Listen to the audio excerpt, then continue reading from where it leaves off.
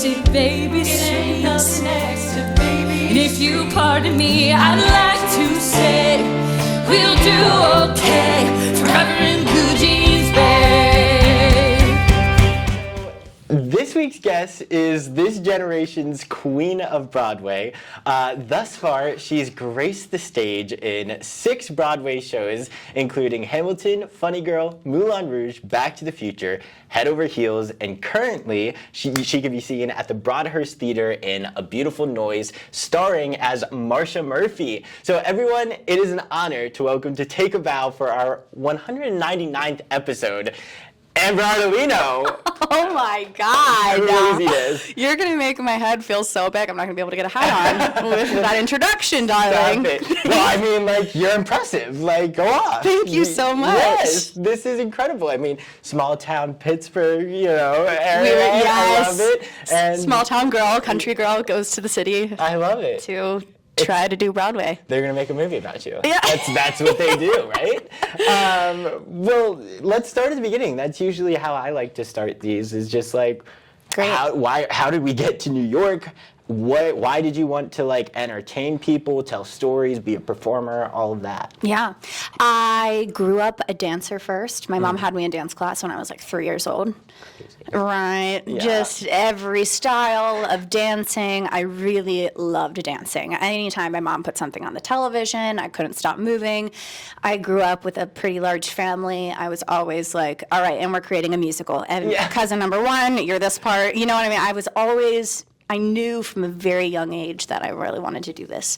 And then, you know, due to injuries, a lot of dance injuries, I kind of had to take a step back of competitive dancing, and I started singing. I started putting effort into singing and acting and really going from there. So around like 13, 14, they were starting to build this performing arts high school. And by the time I was ready to go to high school, it was built, and I auditioned for this performing arts high school, went in, and I was like, oh, okay, this is it. This is game over. And I knew that this is everything I wanted to do. I get this question, but like people are like, what else did you do? I literally only ever remember wanting to be a performer. That's great. I just feel like it was always in me from the womb. You were born to do it. And yeah, it's like lame, but like, yeah, I just feel like I've always wanted to do this. That's where you felt kind of like safest, almost. Like this is where you felt like you belonged. This was your people, this was your community, all of that. And creating characters that I wasn't. It's funny, I talked about this with Roger Bart. So we're doing Back to the Future, and I played Linda McFly's Stella McFly. Casually. 2 characters that were just like so the opposite of me. And Roger came up to me one day and he was like, how did he say it? You shine when you're the most hidden. He was like, you come to life when you are the most disguised. And I was like, yes, 100%. Whenever I get to like play a character that has just like is the complete opposite of me, I feel like that's when I like thrive the most. Yeah. And so creating characters, like doing all of that, that's just has always been something I've loved. That's crazy. Doing. I love it. Yeah. Well, I have a little like tidbit that I want to share, because you mentioned like being in disguise, and I don't know if you were like really disguised or whatever in Head Over Heels, but you know, like bright yellow tights. Yeah, exactly. But like at the same time, Andrew Duran was just belting his face off like right in front of you. Yes. And Pepperman was like stealing the show. It was like amazing cast. Madness. So here at Take a Bow, we like to do take a stroll down memory lane, and I have a very fun picture to show you, because in 2015 when I was in Pippin, my school got to see Head Over Heels. And afterwards, we were even able to get a talk back with you guys. I went to PPAS. Yes. I don't know, I mean, you probably don't remember. It was a long time ago. So, but the whole time, like at the show, I'm talking to my classmates, and I'm like, oh my God, like, the girl in the yellow tights, like, she's gonna be something one day. You and Andrew Duran, I have pictures with both of you, two pictures. And those are the only 2 I wanted pictures of. I was obsessed with both of you. And this is us 2018, circa 2018. I'll put it on the YouTube or whatever video. Oh my God. Yeah, but it was wild. So I just want to say before we get any further that I was an original Ardolino before this was even a thing. Okay, so we're babies. Yeah. Like, whoa! I was an OG. Oh my gosh, that's crazy. Yeah, us Pittsburghers, we gotta stick together, you know. One of my favorite shows ever. Yeah, I mean, Head Over Heels. Just kicking your face. I was like, this is unbelievable. Like, Thanks. I don't even like know where to begin on like what that did to like your body and like what kind of preparation you had to do to like do that 8 times a week and even to maintain that and taking care of your body. I don't know if you want to touch on that or if we just move past it. It was crazy. It was a dark time. Okay. No, I mean, especially with injuries, right? Yes, the injuries were like out of this world. There was so much like, also my hair was so long in that show, and I also had like extensions in at that time, so I had a lot of neck injuries in that show. Shoot. Yeah, and then I was also dealing with the Hamilton shoulder. Right. That's a thing. If you didn't know, it's a thing. The Hamilton shoulder is something everybody gets because you're having that gun work. So my whole upper body, there would be days I'd walk into Head Over Heels and I could not move from here up, and I'd just be like, all right, we're doing the show today. But like that, it was hard. That show killed you. Some choreographers choreograph to sustain an 8-show week, and some choreographers choreograph to just be like balls to the walls, like this is what you're doing. And Spencer Liff, and I adored working with him, was one of those choreographers that was like, good luck, figure it out. Yeah. Probably hard. Probably's hard. Yeah, Sorry, he would always say that too. He'd be like, this is Broadway, get over it. That's what I'm saying. So like with Head Over Heels making your Broadway debut, obviously like you were doing the thing. You like dropped out of school, is that right? Syracuse to go and tour with West Side Story. I left Syracuse because strange mentality. I guess I know a lot of these schools, like, they're kind of conditioned to, like, beat people down to then build people up, but I've just never believed in that philosophy, ever. That's so sick. Yeah, so I left. Yeah. I was like, I literally did everything I could just to, like, audition to get myself out of schooling. That's when I did the Glee project. Right. So I like Noah, Alex Newell, met like all those random people, but like I was just doing everything I could to actively get out of school. So yeah, went on tour, and then Hamilton was my Broadway debut. So Hamilton's what brought me to the city. It is? Not Head Over Heels? Hamilton was my Broadway debut. Shit. But it's funny because I only did it for like a second on Broadway. Right. Like I was doing Hamilton in Chicago, but I was at Universal Swing. But they brought me over to New York and I made my Broadway debut, and then that's when I started rehearsing for Head Over Heels. So I was doing Hamilton at night, but rehearsing Head Over Heels during the day. Which is what you were doing Back to the Future and now Beautiful Noise, right? Yes. Yeah. Okay, so that wasn't like... Yeah, I think this is our third time doing double duty, but always a crazy... Double duty is just like a crazy experience for anyone. Everything always happens at once, and then there's like dead patches, and then it's like, oh, shoot. Now, when it rains, it pours. Yeah, like outside today. Right. Beautiful day, guys. That's crazy. Yeah. So I'm curious, I like getting to Broadway, like what was... I guess like your Broadway moment in the sense of like obviously you had all this experience to begin with, but like getting to Broadway's kind of like a different beast and just performing in New York in general. Yeah. So what was that moment for you where it was like, oh, like I'm here, like this is Broadway. I'm doing it? Yeah. I don't think I've ever had that moment. Really? I don't know. I feel like every show I cannot actually believe, I was saying this to my mom the other day, I cannot believe that I have consistently been able to like be on Broadway this long. I know I feel so lucky and I'm beyond grateful. Like I've worked my butt off for this. So like yes, the fact that it has been 23 to now I'm now 30 years old. It's crazy to think I've actually been doing it this long. Right. Yeah, but I don't know if there's a moment. I mean, honestly, how I made my Broadway debut, I kind of bamboozled the system a little bit. Really? Right. So we can talk about that. That's crazy. No, I was doing Hamilton in Chicago, and I knew that they were opening up a Universal Swing position. Right. And I was in the ensemble of Hamilton in Chicago. And I knew I think at that point I swung from the chandelier. I swung once. But I saw this universal swing position open, and I was like, if I can convince them to let me do that position, then I can make my Broadway debut. Wow. So I asked them, I said, can I start coming to the rehearsals, the understudy rehearsals that they would have, so I can start learning the other parts? And they'd be like, all right, I guess knock your socks off, like if you want. And I came in and I started making tracking sheets of every part in the show.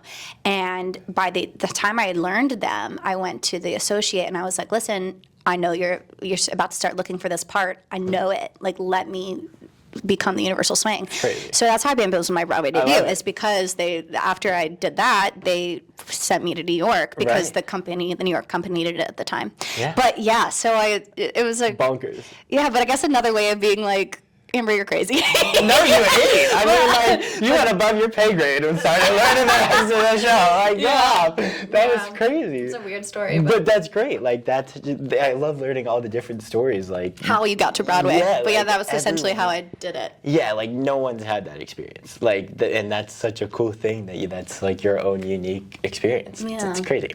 Well, I mean, like, you mentioned, working your tail off to, like, get to where you are today. Like, you literally came from like ensemble to now support. Well, you were supporting, and now you're like the lead. Like you're doing all of it.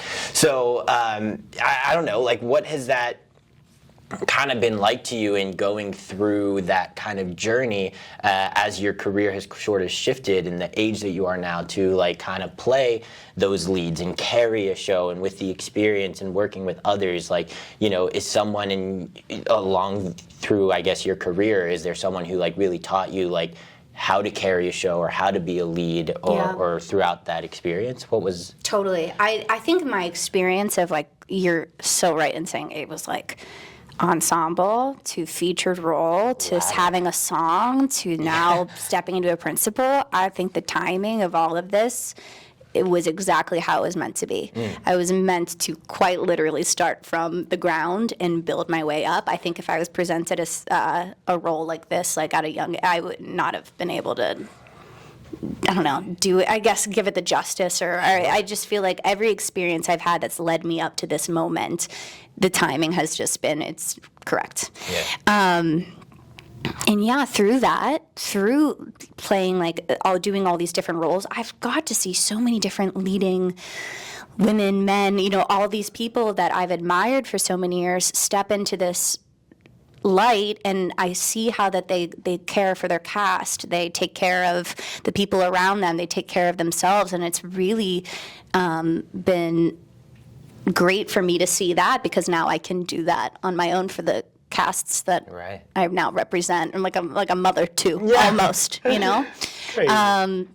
in Funny Girl, like Jane Lynch was like mommy. I love Jane Lynch, was like such a good caretaker and supporter, and like loved everyone. And I have an experience from Roger Bard and Back to the Future, was like a father figure, and I think it was really crucial for me to see how they set up their family, because I do think it comes from the top down. Absolutely. So I think it's been really helpful. Yeah, I love that. And correct timing. Jane is like the consummate professional, because like the nicest human I've ever met. But like, she knows when to have fun. Yes. And she knows when it's time to like the balance of it all. Yes. What has it been like to kind of balance it out? Because obviously now you're in a beautiful noise, especially like, you literally just came from Back to the Future. Like, no days off for Amber Ardolino. Plus you're doing your TikToks and your Broadway.com vlogs and like all the things. So like, no days off whatsoever, not even on Mondays. So like, what's it been like to kind of, keep it fresh, keep it balanced with work life and all everything else going on? Yes. You have. I literally mentally, you have to take care of yourself just as much in that aspect as you do when you're putting on the show. Because if you're not good and you're human, you are not actually going to be great in the character, what you bring to the stage, what you bring to the theater that night. So I've got to do things like on my day off, book a trip to Florida for 24 hours. Like, those are the moments where it's like, you know what, I need, like, you've got to give yourself self-care and take care of yourself in that way so that you can be the best version of yourself in the show. at Right. night. So yeah, it's about balance, but it's definitely moments like that. I'm doing a lot of stuff alone these days. Period. I'm going to restaurants alone. I love sitting at a bar at a restaurant alone and like talking to the bartender and like getting their whole life story, or talking to like the people next to me. I love it. It's like such a weird self-care thing, but I thrive off of meeting like strangers like that. So I took myself to Sojo Spa on God. a solo spa date a couple of days ago, and I was just like talking to anyone that would talk to me. Like, I love it. It's you need it. Yeah, but like it's not a thing nowadays. Like it's so weird because I feel like I'm the same way. I'm pretty outgoing. Like I like to talk to people, whatever. Yeah. But like as like someone my age, like I'm on campus and stuff, and I'm like trying to talk to these kids, and their like heads are in their phones, and it's like everyone thinks talking nowadays is like weird. Correct. Like or it's like, why is this weirdo talking to me? do you have those experiences? Yeah, no, I'm sure every single person I start talking to, they're like, can you not? But Right. Little do they know you're a Broadway star. Like, no, do you know what was amazing? When I booked after Funny Girl, before I started Back to the Future, I booked my very first solo vacation. I've never taken a vacation alone. And I went to Mexico, and then I like went to Florida after that. And I was in Florida, and I was at this like resort, and I was like talking to all these people. They didn't give two shits about me doing Broadway. They were like, cool, and I loved it. I was like, you don't care about Funny Girl the musical on Broadway? Yes, like let's be friends. But I love it. I think that is the perfect amount of balance and fresh air you need outside of the industry to then be able to do this crazy weird thing that we do every night. Absolutely. Anyways. I love it. No, this is great. I want to talk about A Beautiful Noise, which is currently the show that you're doing, obviously. Yes. But you're not like doing it. You're not starring. Like you are starring in it, and like you're doing the thing. But like you're carrying. Like that role is like no joke. You know, you have the 11 o'clock number in Forever in Blue Jeans. You know, like what has it been like to not only come into a show and start leading it, which can be difficult, or I guess different than like originating it and all of that. So what's it been like to come into it, start leading it, and just be Marcia Murphy and have your first starring like opportunity on Broadway? Yes. There is like so many. It's weird because there's the amount of pros I have, infinite, and then there are some cons, which I'll like tell you about. But the pros, like obviously stepping into this role that as like the minute I got the sides in auditions, I was like, oh my God, I have to do this part. I have to sing this song. I was learning Forever in Blue Jeans, and I was like, this is singing on Broadway right now? I don't know. I was obsessed with it, and like I will never forget my first performance as Marcia Murphy, and all my family and friends are in the audience, and like it just was a moment I've been waiting for my entire life. Yeah. So for that to happen, I was like, wow, this is like so special. Yeah. I'd say like a con, replacing in any show is really difficult. Yeah. One, you don't get a lot of time to really put into it. Two, anytime like there's things that go out of you, or you know what I mean, you're always going to be compared, which is always like, it's a weird thing. It's it just is like, I see it happen a lot with like the cast of Six, like the Queens. Like, do you ever see people online and they're just like, and we like this version? And you're like, okay, great. Well, two things can exist. Two things can be right and different and exist in real time. And I think that's a really difficult part about replacing, but was also like a fun, good challenge for me. I've never put more work into something than Marcia Murphy. Right. I mean, any minute I had time in the day, I mean, I'd stay up till like 2 a.m. just with my script and writing down notes or things and dissecting what I think Blue Jeans is. Like that is like the funnest part for me, and the best part about like taking over and doing this. But yeah, there's definitely another side to it that's like scary. Right. But it has been truly the time of my life doing this. I have to say, like, so obviously 2021-ish, with the pandemic, and then TikTok, starts getting popular and all the things. Like, you have represented, I guess, like Broadway as a whole for like the past 3 years on social media. You know, like you have been, I guess, every like outsider's like lead into Broadway, I guess. Thank you. No, yeah, I mean, and it's been very impressive the way that you're doing it and all of that. But like, how you, I guess, give us an inside look into what goes on in the preparation and the audition process and whatever. Like you saying you were up till 2 a.m. doing all that, like I remember watching those TikToks being like, she's now back from Back to the Future after her 2-show day, trying to learn this role at like 2 a.m. when the poor girl probably just, all she wants to do is sleep and probably has to walk her dogs at some point during the day. Like, Right, my dogs are like, it's crazy. My dog sitter, has been making bank. No, for sure. But like, you know, giving that kind of inside look, and is that something that, I don't know, is that something that you intended, or is that just like, hey, here's a day in my life, or are you're building awareness without, I guess, meaning to, or are you meaning to? That's a great question. Yeah, I don't think I knew what it was going to turn into at all. I don't think I knew.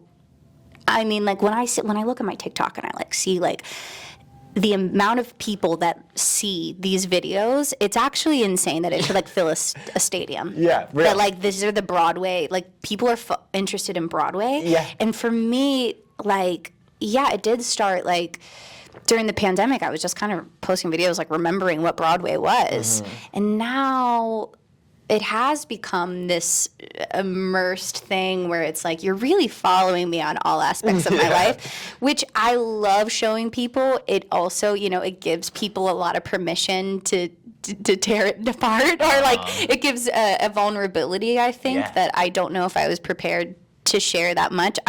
Funny enough, I am quite a private person as much as I put online. I think a lot of what I show online is theater, but I don't like a lot of my like true self to be put on to the internet. But it has really turned into this thing where it's like I'm really showing people not only the product of but like what goes on behind. I made a video for A Beautiful Noise of me kind of learning the process of Forever in Blue Jeans, which like I think the first video of me doing it, I look absolutely hideous, and I'm just, but it's the process. It's like you're not going to look great the first time you do something, but it's like I'm just going to put this together to show people like this is how it became this. And even the finished product of that is probably not what I would consider my best, but that's kind of the beauty of art and theater is like live theater is always evolving and always changing.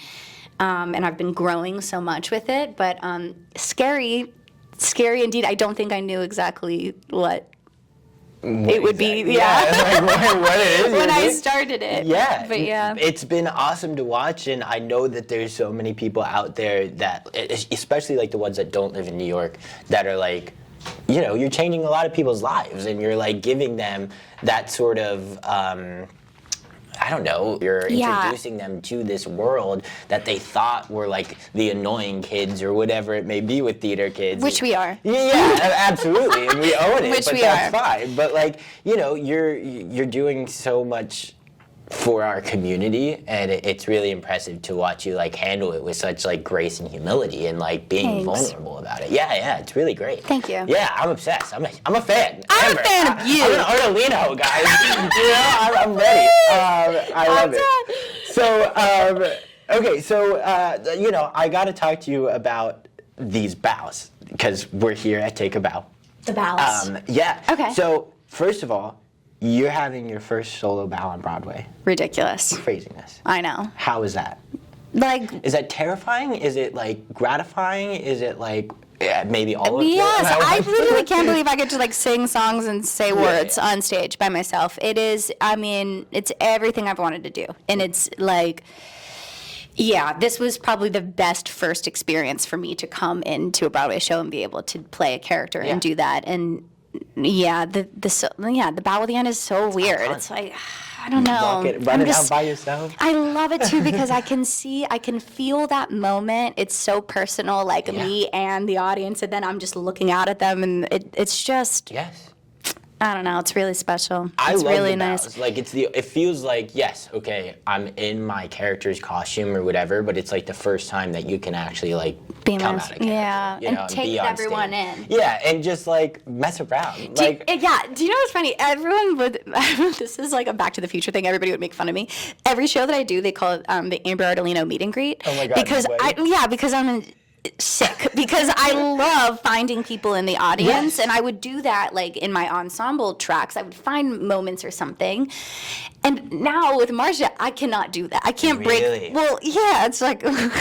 I just feel like I wouldn't, as Marcia Murphy, like break the wall to like see someone in the audience. So truly, the only moment that I get to take them in at a beautiful noise is the bows and then Sweet Caroline at the end. So Right. this is my first non-Amber Ardolino meet and greet. Period. Yeah, I miss it just them. comes a little later. It just comes. Yeah, it's a little It's at the later. bows. You're like, hi, Mom. Thanks for coming out here. Yeah. No, I love it. Well, part 2 of that is you guys have this beautiful moment where you get to sing Sweet Caroline with the whole audience and everything. Yes. But like, you guys bring up like people in the audience to Yes. like come and make their like Broadway debut. Yes, almost. it's the best thing ever. Yeah, like how did that start? Like, is that a you thing? Because I feel like I never saw those videos until. That's a good question. Is that a me thing? Did she start that? Kind of. Can I technically say that? I mean, Like, Yeah. I would just have I would have friends that would come to the show, or like I would, and I think they've done it in the past, maybe like Okay. they brought people up. Like I know they brought up this little girl.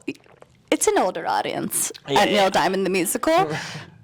Not as much anymore. We're getting the youth in. But there was a little girl. She had seen the show like 20 times, and they brought her up on stage to sing That's Speaker. so She's like cute. 7 years old, and Yeah, she's yeah. like a big Neil Diamond fan. And they brought her up on stage to sing, and I was like, we should bring more people up on stage to sing. yeah. And then I would, if I had friends or people in the audience or someone that I like loved, Yeah. and I was like, can we see if we can? So we'll just bring them up. Golden Bachelors. You had like Faith Ruby Martin Gordon. from the Golden Bachelor. I am obsessed with her. Yeah, I mean, like you just have everyone come up on I stage make their know. Broadway Weird, debut. weird. It's literally like The Bachelor, The Traitors, America's Got Talent, Yes. Teresa Caputo of Long Island Medium. They're all just like a Obsessed. different demographic, and I'm obsessed. So with those people, like, are you the type of performer that like wants to know prior to the show starting? Yes. You want to wait till after forever? I need to know You who's in the need to audience. know. I have to know. Doesn't that change your performance at all? Like, do you feel like you have to like give a little bit more? No. For a no. No, I just need it in the bank. Really? I'm also a sick type of person that I have to read the ends of books before I start them. I know. That's I don't the- know. It's a weird thing about me. And, if I watch a show, I will Google the ending Why? because I'm psychotic. Do you I do don't that with know. scripts and stuff too? Like Yes, for like I auditions or have something? to read what happens at the that's- end. That's bonkers. It's not weird, but like that's why I don't know. It's something about knowing. Like I have to know if somebody's in the audience. I don't know. I don't like surprises. Yeah, you just don't like yourself like feeling things. Like, don't let myself this feel. is great. Like you're missing the point of a story. Like, It's weird. I don't know, but I like to know. hey, go off. Hey, it's working. Is it my you red know? flag? Yeah, that's definitely a red flag. That's definitely. Yeah, but I what don't know. else do you- So yes, that being said, I prefer when to know. And Okay. a big thing in like Funny Girl, a lot of my TikToks were like me trying to get famous people to come backstage. Right. And usually they worked. Usually they came backstage and I've got to meet so many fun people that I've never had the privilege of meeting. Right. It's awesome. So, Whoopi yeah. Goldberg just came. Whoopi Goldberg Like, came. She loved the show. Yeah. That made me so excited. Do you get nervous meeting these celebrities, or like? No. Are you kind of like, hey, what do you think of my performance? Like, what is that? Like, No, I don't get nervous, but I just get like excited. Like I get super giddy to like meet them Yeah. because I always want to see if they're like in real life, like if they're like how they are. Yeah. You know. that's valid. You watch Love on the Spectrum? Yeah, I do. Connor Tomlinson. I know. And we just had Danny Bowman the other day come. God. Yeah, they haven't posted it, but I had both of them come, and I got to hang out with them backstage, and I just love. So you set that up too? You like invite them and be like, hey, you should come? Yeah, well, Danny was in town, Okay. but yeah, Connor, I asked if he would come, but he's amazing. I just love meeting I saw the kid TikToker. Boss Baby Brody. I'm obsessed with it. Brody. Yeah, Yes. he's about to take over the role of Marsha Murphy. I literally paused. He was so good and so, like, he got up on stage and he was ready to do a cartwheel and do a split. Like, he was amazing and had so much fun. Yeah. And also to, like, give people that experience, I love, if that's me using my powers, then they're for good reason, great. It's never a dull love it. moment over a beautiful noise. You never know who's You going to never know who's going to be in the audience. I'm obsessed. I know. Maybe even are there going to be like a special guest pickle or a poster board of Amber? I was gonna say, who do we think we should bring up? Like, do we have any suggestions? I don't know. Who's like, I don't know, famous? Who do like people care about enough? I don't know. I slid into what's his name's DMs from the Jersey Shore. What's his name? Vinny. Vinny wants I to don't go watch Jersey too. Shore. You don't watch the Jersey Shore? don't. Snooki, our girl. Yeah, no. Why don't you bring Snooki? Can you imagine? Oh my God. She'd have a field day at Oh, Sweet yeah. Caroline. I think 100%. she'd be obsessed with it. Yeah. Yeah. Do you make sure they know Sweet Caroline? Are you like, hey, listen to the song real quick so Yeah. that you know? Yeah, I feel like they all know it. Yeah. But, I mean, who doesn't? Boss Baby Brody had to learn it. Yeah, exactly. That's what I was saying. He's a little bit too young for that song, but yeah, for I the most love part, that. they're all, yeah.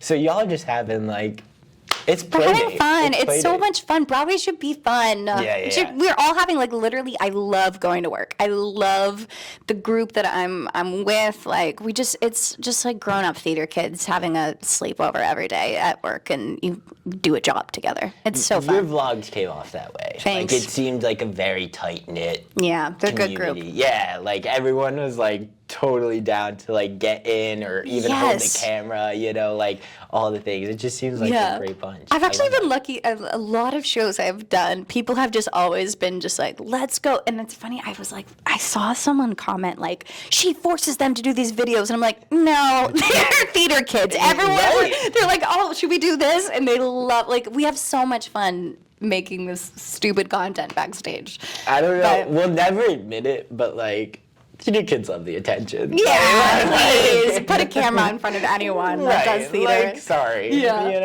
I hate to be, and maybe that's why we're obnoxious and annoying. But like, whatever. Like, We're entertaining, damn it. yeah, sorry. You want to be that way too, like low key. You just can't admit it. Yeah, they're just mad.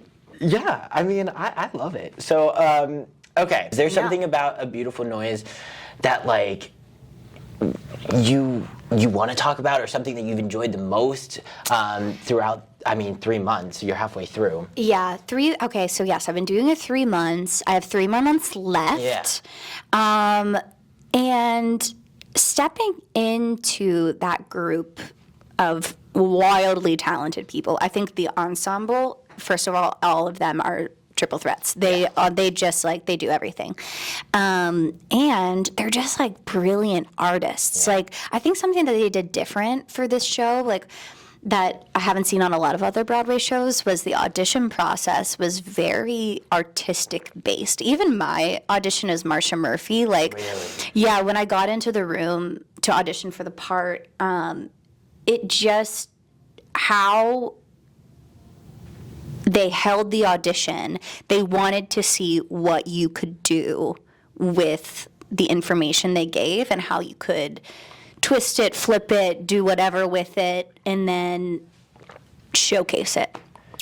Which, like, a lot of auditions are just cookie cutter, do this scene, do Right. this dance, You don't and have then that freedom. we audition. Right. So I think that that's how they found, like, a lot of, like, really great artists to do this show. And then, like, when you look at your principals, like, Mark Jacoby is one of my favorite humans of all time. Yeah. It was so funny when I first joined. He's so intimidating. Like, I was like, oh my God, he's like, doesn't speak really, he's very to himself.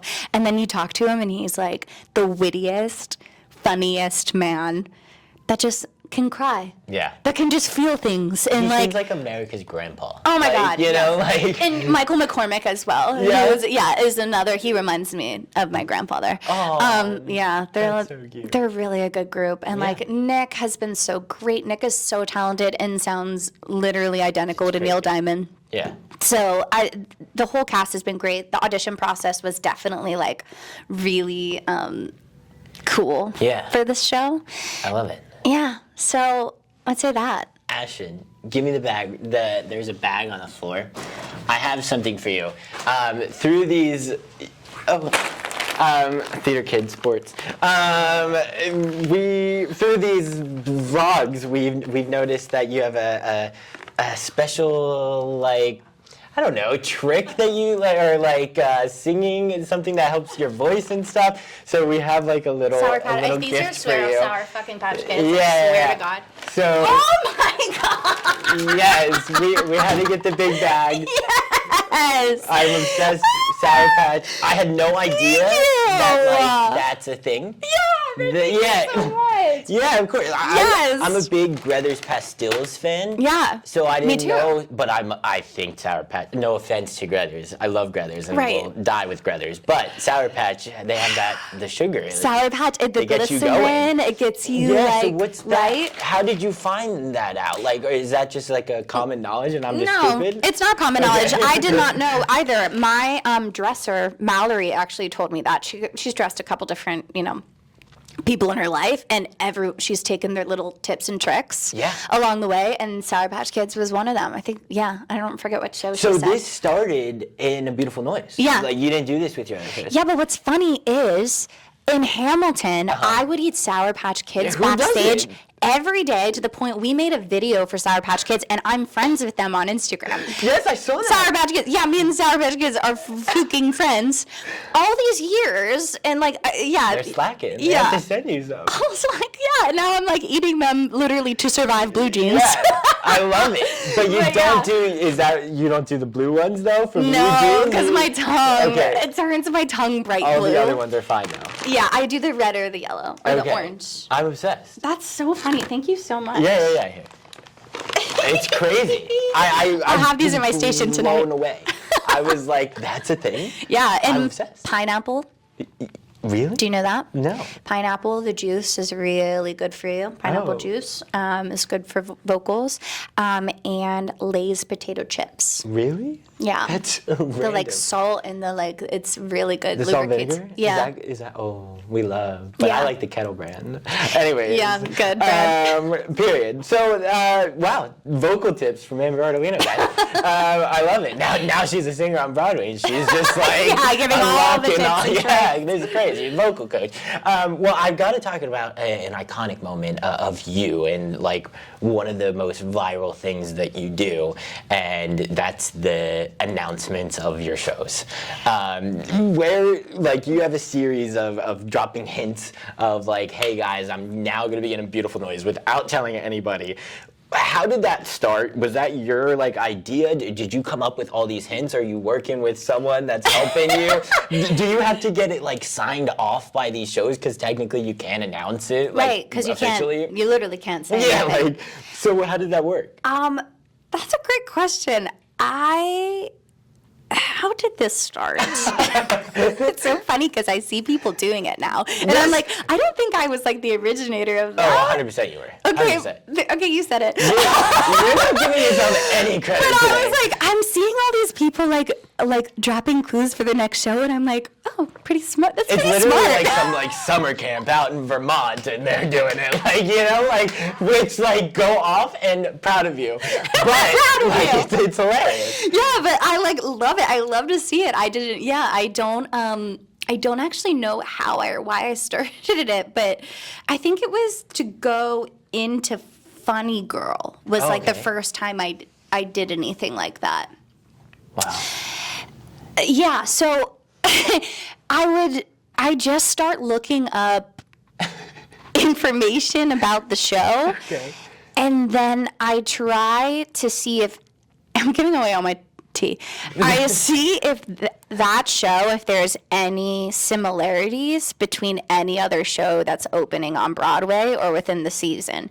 So that if there is, I can use that information because it's not specifically setting it up to be like, it's just this show. Yeah. So, and people are smart. People are so freaking smart. I don't understand. They live for this yeah, shit. and they're really good at figuring it out. Honestly, Beautiful Noise, I feel like I did pretty good on that one. People were like, what? This is the most random It was one. great. But yeah, it's very, what's funny is like, I love Taylor Swift. I'm not like a Taylor Swift, like, girly. Period. So I don't, but they've been calling me like the Taylor Swift of Broadway. So now I need to like go on the Easter eggs and do my Taylor Swift research because like I guess it's similar coded. Right. Oh, that's so funny. Now you have like a vault and everything. Yeah. Now, you know, I said I will only do it for Broadway shows. I'm not gonna like if I do like. So when you book your big movie, you're not gonna do it. No, I don't think so. I think I'll keep it very Broadway based. Because I shot like a TV show last weekend, and they were like, the clues are beginning. I was like, no, we're not doing, no more. I'm not. I literally can't do this right over this TV show. But anything Broadway, I'll do. I love it. Clues for. But yeah, I kind of like talked to like the social media team a little bit because there's no, I can't say what it is. Right. But I also can't really be like, and it's this. So I've tried to do a good job of making people think. Anyways. Yeah. I love it. It's an experience. Your like edits are very good. Like It's so fun to do. No, editing's the worst thing you could ever ask someone to do. I love video you're a editing. sicko. I think that's why I like This is TikTok so much. I love video editing. Reads the end of books. Loves editing. Like there's red flags galore today. It's just crazy. You'll find a third red flag by the end of this 100%. podcast. No, for sure. Well, I mean, we got to wrap it up. But I want to do like a little speed round of questions. I want to call it Take a Quiz. Let's see how it goes. Okay, you know what FMK is? Like Kiss, Marry, Kill for my grandparents watching? Yes. Okay, great. Okay, Satine, Marsha Murphy, or Linda or Vera, either one. I can say F. Well, you can say whatever. I can say whatever? Yeah. Okay. Fuck, Mary, Kill. Satine, Marsha, Vera, or Linda? Yeah, I mean... Or I guess one of them. Yeah, pick one of them.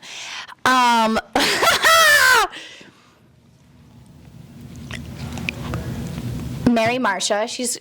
No! Don't marry Marsha. She'll divorce me and take all my money. Fuck Marsha. Goodbye. Fuck Marsha. Done. Okay. Marry Linda. Okay. Satine's dying anyways. Ooh. Tuberculosis. Oh, that's so real. You know what I mean? Crazy. So I'll do her the favor. Okay. That took Right. Great. Go off, but very strategic. I respect it. Right, I just put her out of her misery. Okay, so I've got to ask, how the tattoos on Broadway? Do you have to cover them up at all? Like, do you have to? You do? Most shows I do. This one I don't have to. I don't think so. And I learned why as Marsha I don't have to. One, Marsha is not Jewish, and they made it very clear that like back then in the Jewish community you did not have tattoos shown. Copy. Yeah, basically they didn't mind my tattoos being shown for Marsha. Any other show and. Moulin Rouge, they didn't mind. So, yeah, it kind of varies by shows, but, yeah. Love it. Yeah. That's awesome. Well, all right. We got to wrap it up. So I just want to say, thank you so much for doing this. You obviously have so much to take a bow for. So it's been an honor to chat with you. Everyone, go check out A Beautiful Dahlias over at the Broadhurst Theater. Right now, literally, you have 3 months to do it. Amber's going to be starring in it until the end of the run, right? Now. I think so. Yeah. Until you see another Clue video. right. I mean, go off. Booked and busy. So, yeah, everyone go check it out. She's the best. Thank you so much for your time and thanks for doing this. Yeah, Thank you. Thank you. Baby, tonight.